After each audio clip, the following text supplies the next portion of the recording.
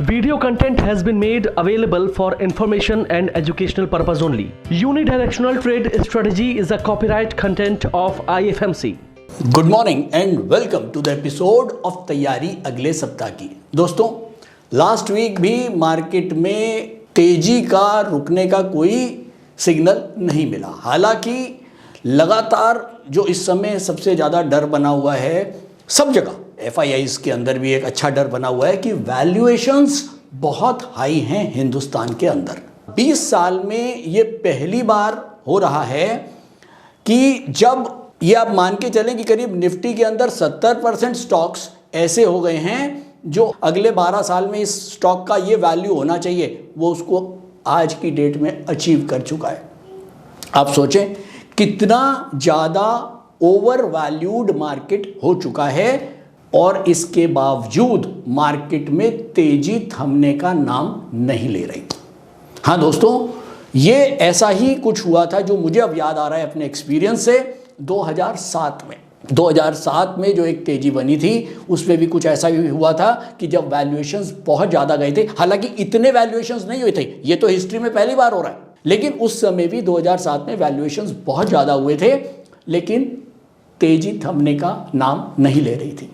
अब ऐसी तेजी कब थमती है दोस्तों? स्टॉक मार्केट के कुछ नियम हैं, स्टॉक मार्केट के कुछ कानून हैं। अब ये ऐसी तेजी जो हैं वो जब थमती हैं जब कोई बड़ा इवेंट होता है। उस समय 2008 में एक बड़ा इवेंट आया, वो था सब प्राइम, जिसकी वजह से जो मार्केट बहुत हीटेड थी और उस समय एक इवेंट की वेट थी कि एक नेगेटिव इवेंट आए और मार्केट उस समय बिल्कुल मेल्ट डाउन हो जाएगा और निफ्टी ऑलमोस्ट आधा रह गया था। अब सेम कहानी कि इस समय भी वैल्यूएशंस अब 2007 से भी बहुत ऊपर है। डर का माहौल FIIs के अंदर लगातार बना हुआ है और अगर मैं पिछले कुछ टाइम का अगर डेटा देखूं तो FIIs जो हैं वो लगातार क्या कर रहे हैं, इक्विटी से माल कम करके और डेट मार्केट में बढ़ा रहे हैं। बहुत जेन्युइन सी बात है, समझदार आदमी ऐसा ही करेगा। लेकिन स्टॉक मार्केट लोगों की समझ से परे है, चाहे वो HNI हो, चाहे कोई बहुत समझदार स्कॉलर हो और चाहे वो FII हो। अब मार्केट के अंदर क्या हो रहा है, इतनी वैल्यूएशंस के बाद भी स्टॉक्स और निफ्टी अपने रोज नए हाई को अचीव और टच करने में लगे हुए हैं और हर दिन नया हाई बनता चला जा रहा है इतनी वैल्यूएशंस होने के बाद। अब इस किस्म की रैली को हम बोलते हैं broad base rally. Broad base rally का मतलब जब भीड़ पार्टिसिपेंट बन जाती है। इस समय इतने लोग जो हैं वो स्टॉक मार्केट के साथ जुड़ रहे हैं और लगातार जुड़ते जा रहे हैं कि वो लिक्विडिटी का जो इनफ्लो है वो बहुत ज़्यादा है, चाहे वो SIP के थ्रू हो और चाहे वो डायरेक्ट इन्वेस्टमेंट के थ्रू हो। ऐसे में इस भीड़ के आगे FIIs बोने नजर आते हैं। अब अगर FII माल बेचते हैं कई लाख करोड़ का भी, तो भी वो भीड़ उनको हजम कर जाती है। अब भीड़ की राजनीति क्या है, आप लोगों ने पढ़ा होगा। भीड़ क्या करती है, भीड़ चलती है और जब भीड़ चलती है तो वो सबको रौंद देती है, उसके आगे कोई भी आ जाए। अब भीड़ हटती कब है, ये भी आपको पता है कि जब कोई, आपने देखा होगा, बहुत भीड़ लग जाए और एक गन फायर या कोई एक तमाशा जोर से हो जाए, गोली चल जाए, तो फिर भीड़ भागती है। भीड़ क्या भागती है, उसमें से कुछ लोग 50-100 लोग उल्टी दिशा में भागने लगते हैं, उनको देख के बाकी 2 लोग भागने लगते हैं और फिर एक भगदड़ मचती है, एक पैनिक मचता है। तो बिल्कुल कुछ ऐसा ही स्टॉक मार्केट में भी होता है। अब ये तो जायज़ है और ये तो हमें समझ में आ गया कि वैल्यूएशन बहुत ज़्यादा है, लेकिन वो इवेंट कब आएगा, कोई बैड इवेंट कब आएगा? बिना बैड इवेंट के कुछ नहीं होगा। ये तो मैं आपको लिख के दे रहा हूं, बिना बैड इवेंट के कुछ नहीं होना और ये भीड़ ऐसे ही चलती जाएगी। निफ्टी 22,000, 24,000, 27,000, 30,000, 32,000, 35,000 अगर नहीं रुकता तो कोई अचंभा नहीं है। आप इसको ये सोचें कि बहुत वैल्यूएशन हो गई है, भैया लोगों को तो पैसा लगाना है। अब वो जो PSU स्टॉक्स पहले चल नहीं रहे थे वो अब बहुत चले, उसके बाद काफ़ी गिरावट आई, उसके बाद फिर चलने लगे। अल्टीमेटली पैसा तो लगना ही है ना दोस्तों। तो कहानी यह है, केवल अब इस समय सतर्क रहें, लेकिन बहुत ज़्यादा ये करने की ज़रूरत नहीं है कि भैया बहुत वैल्यूएशन हो गया तो हम आउट हो जाएं, नहीं। क्योंकि अगर ये रैली आपने छोड़ दी, ये बड़ी रैली, ब्रॉड बेस रैली, बहुत बड़ी रैलीज होती हैं।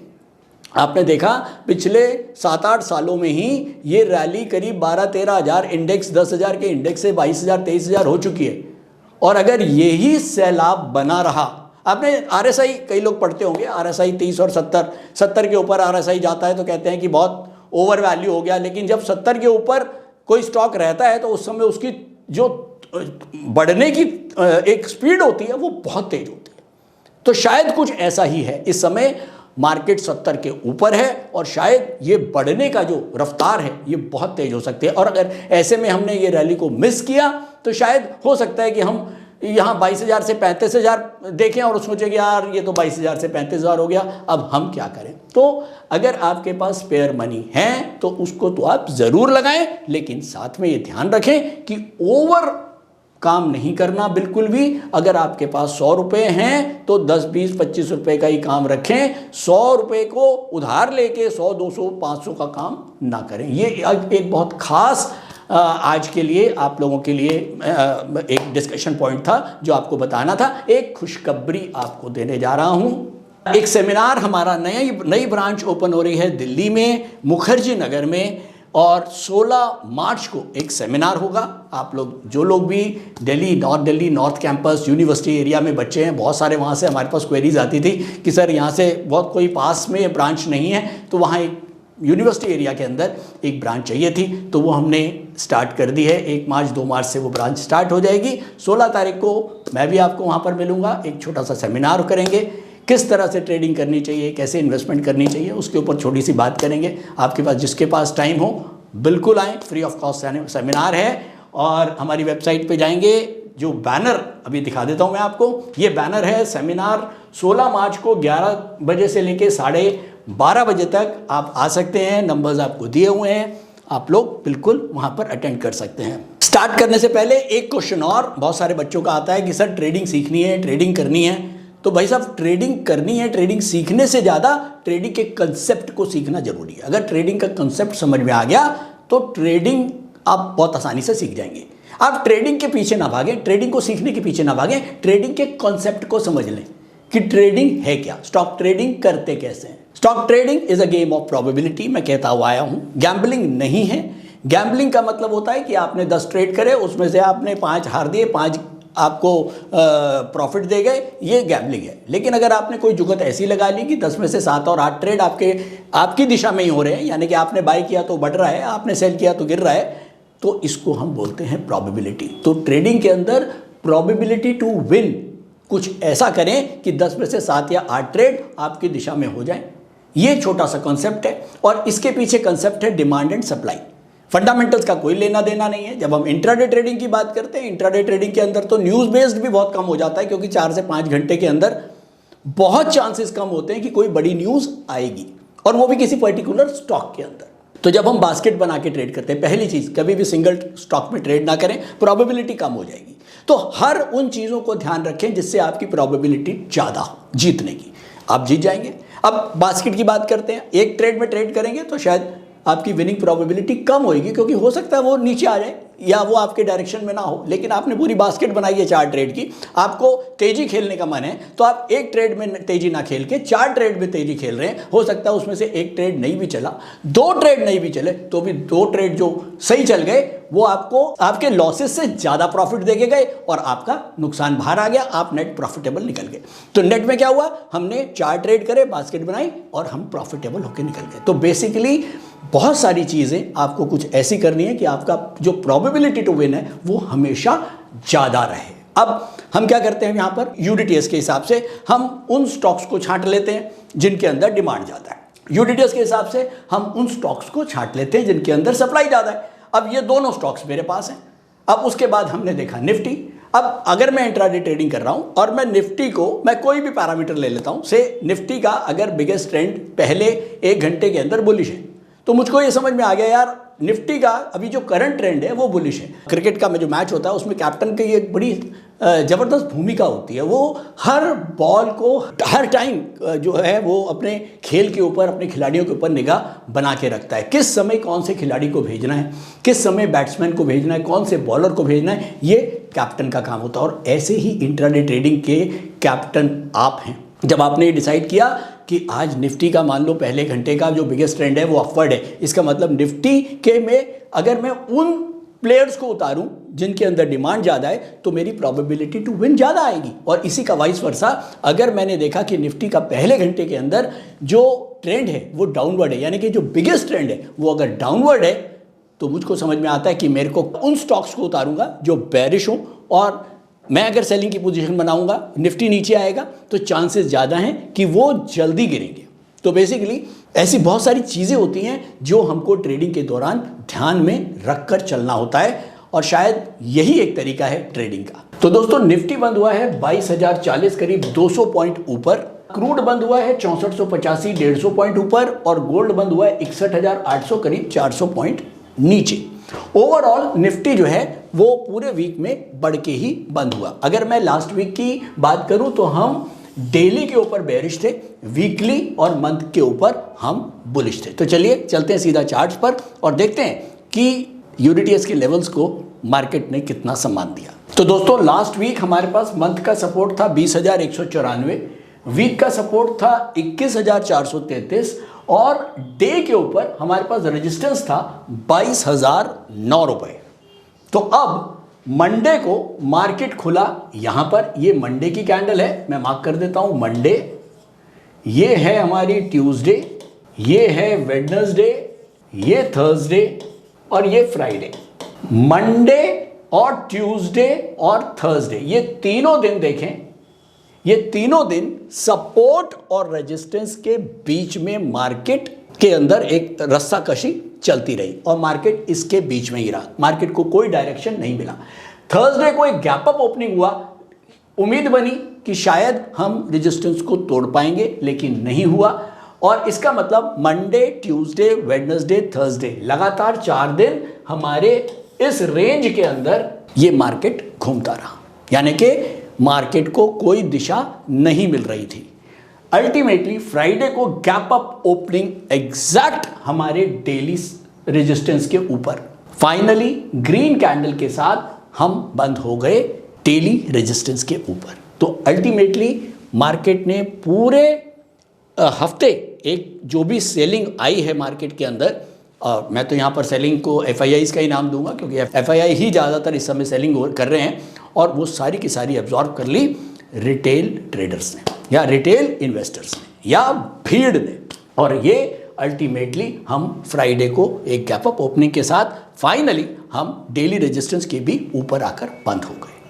तो एक ओवरऑल मार्केट के अंदर बुलिश पैटर्न हमको देखने को मिला, जो कि हम मंथली और वीकली जो कि हमारे मेन सपोर्ट्स थे उनके ऊपर ही मार्केट रहा। केवल जो एक इमीडिएट रेजिस्टेंस था वो हमारे लिए रेजिस्टेंस का काम कर रहा था, लेकिन उसको भी मार्केट ने खत्म कर दिया। अगर न्यूज़ एनालिसिस की बात करूं तो कोई ऐसी न्यूज़ मार्केट में अभी तक नहीं है जो मार्केट के लिए कोई नेगेटिव सेंटीमेंट क्रिएट करे। अर्निंग्स अच्छी चल रही हैं, इन्फ्लेशन ऑलमोस्ट कंट्रोल्ड है।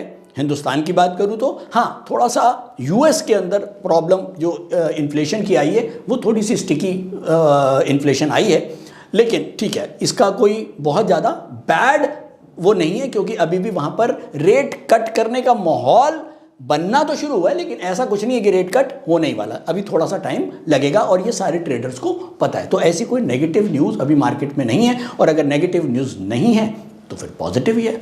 तो चलते हैं सीधा यूडीटीएस मॉनिटर के ऊपर और देखते हैं क्या है इस समय टेक्निकल आउटलुक।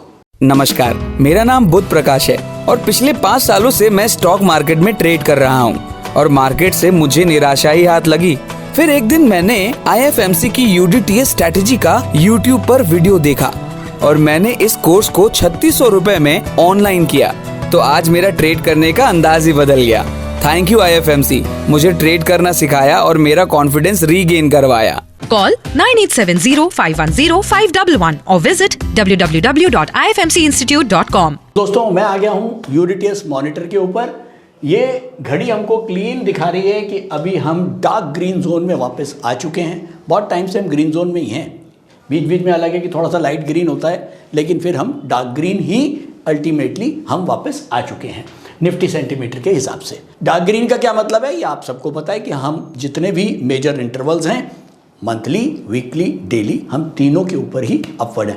जब मैं ये मंथली, डेली, वीकली की बात करता हूँ, शायद आज से 3-4 साल पहले हम ही लोगों ने मंथली, वीकली, डेली ये शुरू किया था। उस समय लोग नहीं मानते थे, लेकिन आजकल मैं यूट्यूब के ऊपर बाढ़ आ चुकी है। कोई RSI को लेके मंथली, वीकली RSI कर रहा है और चाहे कोई वो MACD को लेके कर रहा है। लेकिन अब लोगों को ये समझ में आ गया कि भैया अगर कोई भी पैरामीटर लगाना है तो वो एक इंटरवल पे देख के काम नहीं चलेगा। तो बेसिकली खुशी है इस बात की कि मेरा एक्सपीरियंस मेरे बाकी बच्चों के जो नए बच्चे आ रहे हैं उनको अपनी रिसर्च में और हेल्प करने के लिए काम करेगा और उनको उनसे हेल्प भी मिल रही है। तो अल्टीमेटली हम ये देख रहे हैं कि मंथली, वीकली, डेली तीनों के ऊपर ही मार्केट बुलिश है। और चलिए नोट करते हैं निफ्टी के लेवल्स, लेकिन उससे पहले फटाफट कुछ वो वाले सेक्टर्स दिखा देता हूँ जिसमें सबसे ज़्यादा डिमांड है और कुछ वो भी दिखा देता हूँ जिसमें सप्लाई है। ऐसी तेज़ी के अंदर सप्लाई के सेक्टर भी हैं कुछ, पता नहीं, देखते हैं। इस समय सबसे ऊपर जो सबसे ज़्यादा डिमांड बनी हुई है सेक्टर में वो है फार्मा। पिछले हफ्ते भी मुझे याद है फार्मा ही था। अब सेक्टर के अंदर डिमांड है, इसका मतलब अगर उस पर्टिकुलर सेक्टर के अंदर अगर मैं इंट्राडे ट्रेडिंग कर रहा हूँ और मैं फार्मा के अगर मैंने लास्ट वीक में स्टॉक्स के अंदर इंट्राडे ट्रेडिंग में बाइंग की पोजीशंस बनाई हूँ तो शायद मैं प्रॉफिटेबल की प्रोबेबिलिटी मेरी हमेशा ज़्यादा होगी। और मैं बार बार कहता हूँ एक ट्रेडर को प्रोबेबिलिटी का सिरा नहीं छोड़ना। तो कोई भी ऐसी चीज़ जहाँ से आपकी प्रोबेबिलिटी बढ़ती हो पकड़ लो। तो सबसे ऊपर जो सेक्टर है वो है फार्मा, दूसरा नंबर पे केमिकल्स, ये देखिए दूसरे नंबर पे केमिकल्स, तीसरा नंबर भी देख लेते हैं, तीसरे नंबर पे फाइनेंशियल सर्विसेज। तो ये टॉप 3 सेक्टर्स। चलें जरा लास्ट में देखें कि ये स्क्रीनर क्या कहता है, कौन से सेक्टर्स हैं जिसके अंदर सिरेमिक प्रोडक्ट ऐसी तेजी के अंदर ये अभी भी कुछ ऐसे सेक्टर्स बता रहा है जिसके अंदर सप्लाई है। क्यों है सोचो, ये तो एल्गोरिथम है, इसने तो निकाल के बता दिया। और देखें कौन से हैं, अग्री में भी बहुत ज़्यादा डिमांड नहीं है कंपैरेटिव टू फार्मा और फाइनेंशियल सर्विसेज और केमिकल्स। तो निफ्टी के लेवल नोट करेंगे फटाफट। निफ्टी डेली के ऊपर अपवर्ड है, सपोर्ट है 22,020 रुपये 30 पैसे। वीक के ऊपर निफ्टी अपवर्ड है, सपोर्ट है 21,800 रुपये 80 पैसे। मंथ के ऊपर निफ्टी अपवर्ड है, सपोर्ट है 20,194 रुपये 10 पैसे। तो ये है निफ्टी के लेवल्स। बैंक निफ्टी के लेवल्स नोट करेंगे। बैंक निफ्टी डेली के ऊपर अपवर्ड है, सपोर्ट है 46,027 रुपये 10 पैसे। वीक के ऊपर बैंक निफ्टी अपवर्ड है, सपोर्ट है 45,664 रुपये 30 पैसे। और मंथ के ऊपर बैंक निफ्टी अपवर्ड है, सपोर्ट है 44,580 रुपये 15 पैसे। तो अब हमने देखा कि निफ्टी और बैंक निफ्टी दोनों ही जो हैं वो तीनों इंटरवल के ऊपर एक अच्छी तेजी दिखा रहे हैं। अब अगर मैं मॉनिटर की बात करूं, कई लोगों की क्वेश्चन ये भी आते हैं कि सर आप हर बार ये मॉनिटर दिखा देते हो, लेकिन इसको क्या हम लोग भी देख सकते हैं? हाँ बिल्कुल, आप हमारी साइट पे जाके ये लर्निंग स्क्रीनर है और इसके अंदर बहुत कुछ एल्गोरिथम्स के थ्रू आपको बताया गया है कि आप कौन कौन से स्टॉक्स जो हैं वो इस समय डिमांड में हैं वो हम ढूंढ सकते हैं, वो स्टॉक्स ढूंढ सकते हैं जो बहुत ज़्यादा जिनमें सप्लाई बनी हुई है। हम उन सेक्टर्स को ढूंढ सकते हैं जिसके अंदर सबसे ज़्यादा डिमांड है, हम उन सेक्टर्स को ढूंढ सकते हैं जिसमें बहुत ज़्यादा सप्लाई बनी हुई है। और इसके अलावा हमने एक पोजिशनल स्कैनर भी इसके अंदर दिया हुआ है। पोजिशनल स्कैनर के अंदर हम ये देख सकते हैं कि वो कौन से स्टॉक हैं जो लॉन्ग पोजिशनल ट्रेडिंग अगर हम करते हैं तो उनके अंदर हमारे जो सपोर्ट है वो बहुत दूर नहीं है। हम उसके अंदर सेट कर सकते हैं कि हमको ऐसे स्टॉक्स दिखाओ जिनका जो लॉन्ग पोजिशनल ट्रेडिंग में हो और जो स्टॉप लॉस 3%, 5%, 10% इससे ज़्यादा दूर नहीं है। तो वो बहुत सारे स्टॉक्स आपको दिखा सकता है। आप उसमें से चूज़ कर सकते हैं कि भाई कौन सा स्टॉक आपको जमता है और इसके अंदर बहुत सारे पैरामीटर्स डाल के आप एक अपना रिसर्च जो है वो बहुत बढ़िया से कर सकते हैं। तो ये 999 रुपये सब्सक्रिप्शन वैल्यू है पर मंथ की, वो आप परचेज कर सकते हैं और आप इसको यूज़ कर सकते हैं। बहुत हेल्पफुल है आपके रिसर्च के अंदर। तो फाइनली अब हम आते हैं कंक्लूजन पर। निफ्टी का मंथ सपोर्ट है 20,194, वीक का सपोर्ट है 21,819 और डे का सपोर्ट है 22,020 रुपये 30 पैसे और हम बंद हुए हैं 22,040 पर। 22,040 के ऊपर हम बंद हुए हैं। हमारे नीचे सीधा 20 पॉइंट नीचे हमारे पास एक सपोर्ट है और उसके बाद 21,819 के ऊपर एक सपोर्ट है।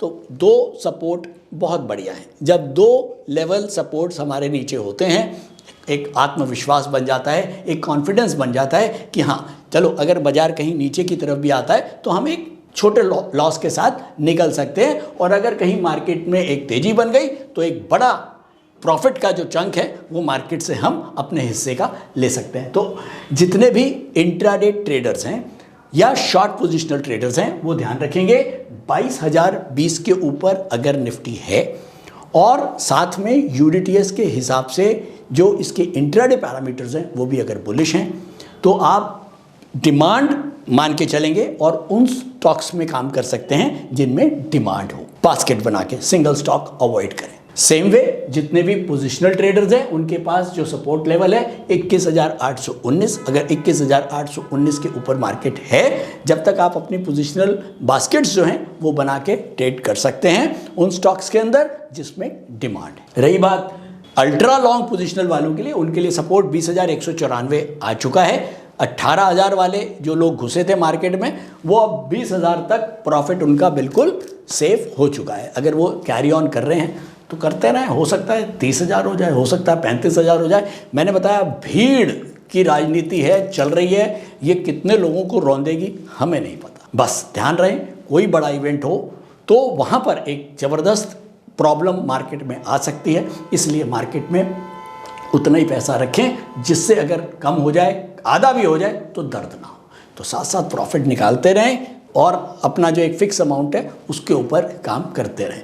तो बेसिकली जो मेरा अपना नसीहत है, जो मैंने सीखा है पिछले 35 साल में, स्टॉक मार्केट में मज़ा आना चाहिए, टेंशन लेके घर नहीं जाना चाहिए, रात को नींद आनी चाहिए। पैसा कम आ जाएगा चलेगा लेकिन टेंशन नहीं चाहिए, ठीक है। तो थैंक यू दोस्तों, आज के लिए इतना ही। उम्मीद करता हूँ एपिसोड पसंद आ रहा होगा। टास्क का वीडियो हम लगातार आपके साथ हर हफ्ते शेयर करते हैं, कोशिश करते हैं कि अपना पूरा एक्सपीरियंस यहाँ झोंकने के लिए, ताकि मेरे जितने भी स्टूडेंट्स हैं, हमारे जितने ऑनलाइन स्टूडेंट्स हैं जिन्होंने ऑनलाइन कोर्स लिया हुआ है, जितने क्लासरूम स्टूडेंट्स हैं जो पढ़ के जा चुके हैं, उनको एक हमारे साथ टच लगातार बना रहे। Thank you so much.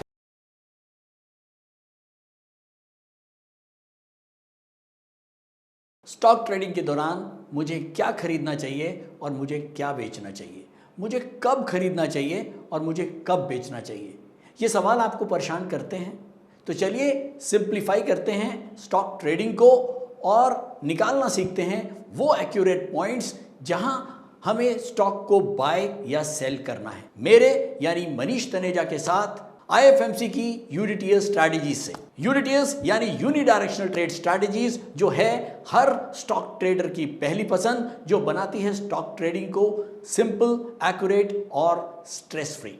UDTS strategies सभी इंटरवल्स पे काम करती है, चाहे वो इंट्राडे हो, पोजिशनल हो या लॉन्ग पोजिशनल हो। मेरे 26 सालों के एक्सपीरियंस और एक्सपर्टीज का निचोड़ है यूडीटीएस। IFMC की लोकप्रियता का राज है उसकी copyright strategies, and IFMC is unchallenged leader in stock market education. IFMC is now a school of 10 million learners, awarded twice by Delhi City Icon Awards. So let's begin UDTS online course by IFMC.